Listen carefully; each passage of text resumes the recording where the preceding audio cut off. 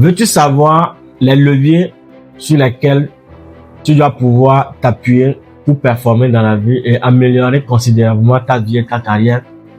Si tu es professionnel ou tu es encore étudiant ou primo-demandeur d'emploi, je vais partager avec toi un outil très puissant, un exercice à faire pour pouvoir identifier tes forces et tes faiblesses et te permettre de t'améliorer considérablement.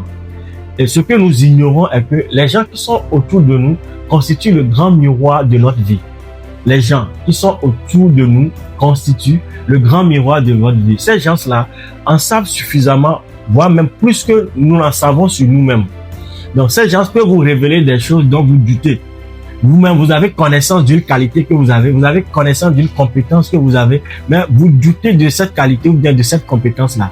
Ne serait-ce que en posant la question à quelqu'un qui est dans votre entourage et qui vous révèle la même chose, va faire quoi? Va accroître votre confiance en vous-même et va éliminer le doute que vous avez de ne pas pouvoir maîtriser ou bien de ne pas pouvoir avoir cette qualité. Donc, l'exercice que je vais t'apprendre à travers cette vidéo s'appelle le feedback 360 degrés ou bien l'exercice de miroir. Et comment est-ce que cela se réalise?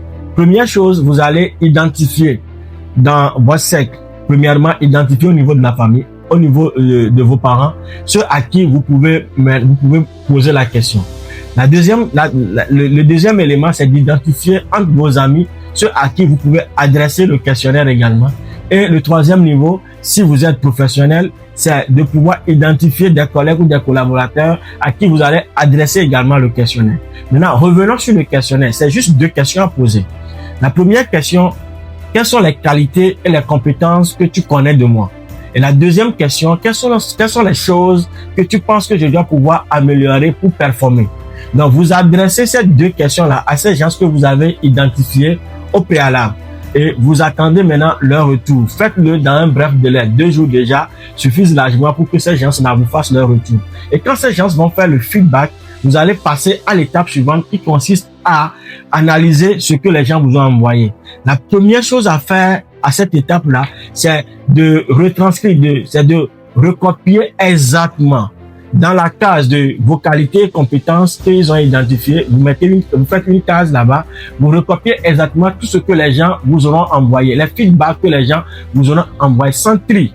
Et également, dans les choses que vous devez améliorer, vous allez également noter tout ce que les gens ont envoyé sans tri.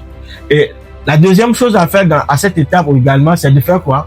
C'est de maintenant faire la similitude entre les choses qui se rassemblent. Donc, les choses qui se répètent très souvent et qui sont synonymes deviennent des priorités. Vous allez vous rendre compte que plusieurs personnes voient la même chose sur vous. Donc, ces choses vont revenir très souvent et vous allez pouvoir les mettre en priorité. Vous le faites pour vos qualités, compétences et vous le faites également sur les choses que vous devez améliorer. Et quand vous avez fini de réaliser cette étape-là, vous allez passer à l'étape suivante qui constitue à identifier pour chaque chose que vous devez améliorer une action d'amélioration. Identifier pour chaque chose à améliorer une action d'amélioration et identifier au niveau des compétences et qualités une action d'optimisation, c'est-à-dire une action que vous allez continuer à faire pour pouvoir optimiser vos qualités et vos compétences. Tenez-vous bien, il y a un aspect très important. Les personnes que vous allez identifier, vous devez vous rassurer que ces personnes sont des personnes bienveillantes, qui vont pas vous envoyer des feedbacks blessants. Donc, choisissez des personnes bienveillantes pour réaliser l'exercice. Dès que tu auras fini cet exercice, tu te rendras compte que tu as des compétences dont tu avais conscience, mais dont tu doutes également. Tu as conscience que tu as cette qualité et compétence, mais tu doutes de cela. Le feedback de ces gens-là qui vont te révéler ces compétences et qualités vont te rassurer et accroître ta confiance en ces compétences. Et la deuxième chose, tu sais pertinemment que tu as des péchés mignons, que tu as des choses que tu ne fais pas bien, mais que tu continues de faire. Ou bien tu as des habitudes que tu as développées avec le temps, dont tu n'arrives pas à t'en débarrasser. Ces feedbacks également vont te révéler ces habitudes-là. Et en ce moment précis, tu vas commencer par travailler sur ces mauvaises habitudes et les remplacer par de meilleures, bien de nouvelles habitudes qui sont meilleures. Et tu vas remarquer, si tu continues dans ce processus pendant 3 mois, 4 mois, 5 mois ou 6 mois, l'amélioration qui va s'offrir à toi dans la dynamique de ton développement personnel. Je suis Henri Pomlan Adjomoulin, je suis consultant formateur, manager du cabinet Bateau Africa et expert en soft skills. On se retrouve très bientôt dans une autre vidéo.